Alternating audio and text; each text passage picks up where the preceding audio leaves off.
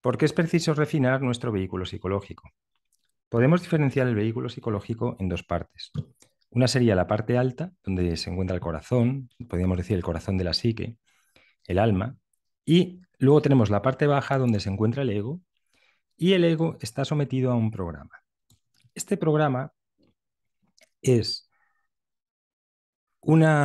podríamos hacer un símil con un ordenador, es un programa que se inserta en el disco duro de una persona, en la mente, y está compuesto por sentimientos, pensamientos y acciones. La mayoría de las personas, el 90%, podríamos decir que está sometido a este programa.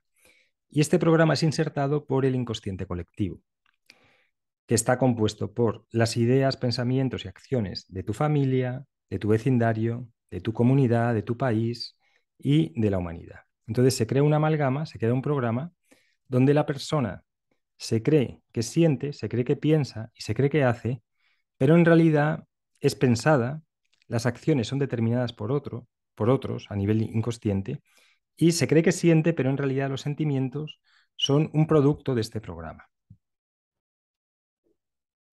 ¿Qué ocurre? Si no hacemos nada, a medida que van pasando los años, cada vez estamos más sometidos a este programa. Y lo que ocurre es que este programa es rudimentario, está determinado por otros y no es auténtico.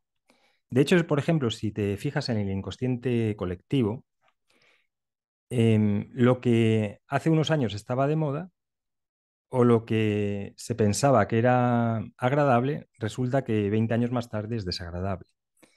Podemos poner, por ejemplo, con el azúcar. A principio del siglo pasado, eh, las personas que tenían azúcar, que comían azúcar, se pensaba y se sentía que eran sanas y que era lo mejor. Y ahora hay una campaña, por ejemplo, donde se piensa que comer azúcar es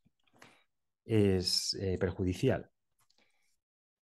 Entonces, si observas este programa y si te observas bien, puedes ver que tus sentimientos, tus pensamientos y tus acciones en realidad no son tuyas. Puedes ver la motivación que hay detrás de tus sentimientos, de tus pensamientos y de tus acciones y podrás comprobar que hay una motivación cuando uno está sometido a este programa para, para ser aprobados por la comunidad o para sentirse seguros. Es decir, las personas que se salen de este programa normalmente se convierten en una amenaza para la comunidad. Y se convierte en una amenaza porque este programa nos esclaviza, mientras que las personas que se salen lo que quieren es buscar la libertad, encontrar su parte auténtica, em, desarrollar talentos que tienen ocultos, profundizar en sí mismos, saber quiénes son. Las personas que están sometidas a este programa prefieren no pensar. Dicen, esto es así porque ha sido así siempre. Y entonces no se fijan en las consecuencias que tienen sus sentimientos, sus pensamientos y sus acciones.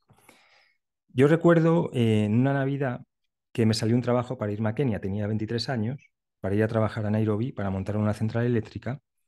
Y me acuerdo la cena de Navidad donde éramos entre primos, tíos y demás familia, unas 25 personas, y todas intentándome convencer en una cena de Navidad, en una comida de Navidad, que no me fuera. Incluso me ofrecieron trabajo, me dijeron que, bueno, intentaron aplicar el miedo, aplicar la culpa para que no hiciera esa locura.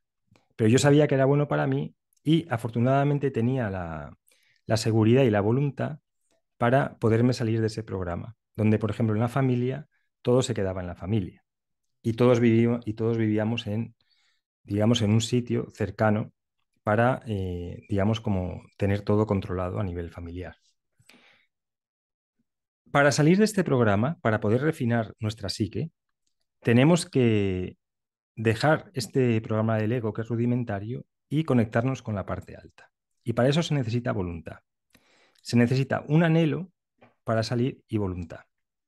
Y se necesita voluntad porque las personas que hacen este camino hacia la libertad, este camino hacia refinar nuestra psique, se convierten inconscientemente en enemigos de las personas que están en la parte baja. ¿Y por qué se convierten en enemigos, entre comillas, enemigos inconscientemente? Porque se convierten en un ejemplo de lo que la gente en el fondo anhela, pero que no se atreve a hacer. Entonces, al aplicar la voluntad para salir de este programa, lo que hacemos es conectarnos con nuestra parte alta. ¿Y cómo se refina esta parte alta de la psique? ¿Cómo se refina? Pues aquí voy a poner varias formas de refinar, pero obviamente te puedes imaginar otras. Entonces, por ejemplo, equilibrar el dar y el recibir. Si has nacido, por ejemplo, en una familia donde impera mucho el victimismo y donde impera mucho mm, el que los demás controlan nuestro dinero y tenemos que dejar al gobierno, a los otros, que digan lo que tenemos que hacer, normalmente son personas que se colocan en el lado del recibir. Es decir, no se ven capaces de obtener recursos y por lo tanto dar. Entonces, por ejemplo, en ese caso, para equilibrar el dar y el recibir, la persona tendría que salir del modo recibir y empezar a obtener recursos propios y empezar a desactivar ese programa de victimismo. Por ejemplo, aprender a aplicar la discriminación y la misericordia. Entonces, a medida que entramos en la parte alta de la psique, tenemos que saber a quién dar y cómo dar con discriminación y al mismo tiempo cómo aplicar la generosidad, a quién dar y cómo dar. ¿Vale? Entonces, así aplicamos la discriminación y la misericordia. Uno de mis mayores errores que me he dado cuenta es por haber dado de más a personas que realmente no era justo haberles dado esa cantidad de más o o esa, o esa energía de más. ¿Vale? Y, y esto se hace porque aún uno estaba buscando la aprobación. Entonces, cuando dejas de buscar la aprobación y dejas de buscar la seguridad, dejas de buscar que te den una palmadita en la espalda, entonces dejas de dar de forma indiscriminada. ¿Sabes? Intentas dar de forma justa. ¿Qué más? Aquí podríamos decir que cuando uno ha refinado su psique, empieza a vivir desde la verdad, desde la belleza y desde la bondad. Porque este programa del ego en realidad es falso. Este programa no es auténtico. Tampoco es bello y tampoco es bueno. Puede parecer que sea bello y bueno, pero es un programa que te esclaviza. Por lo tanto, no es bello ni es bueno. Otra cosa que hace uno cuando refina, sobre todo, perdonarse. ¿Y de qué nos tenemos que perdonar? Precisamente de haber sucumbido a este programa, de no haber sido valientes, como haber tenido la voluntad suficiente como para haber salido antes. Y perdonar también a las personas que nos han metido. Muchos de los conflictos entre padres e hijos vienen porque los hijos no perdonan a los padres que le hayan insertado este programa, que le hayan quitado la libertad. Pero esto es lo que se llama el karma generacional, que es un programa tras otro un programa familiar que se va transmitiendo, donde se hacen las cosas sin saber cómo y genera sufrimiento generación tras generación. Entonces los hijos, digamos como que achacan a los padres que no hayan parado ese karma. Entonces es la labor del hijo pararla o de la hija pararla. Entonces hay que perdonar a las personas que nos han insertado ese programa. Y, por ejemplo, desde arriba es conocer el programa, saber las consecuencias que tiene y desactivarlo, porque no es fácil desactivarlo.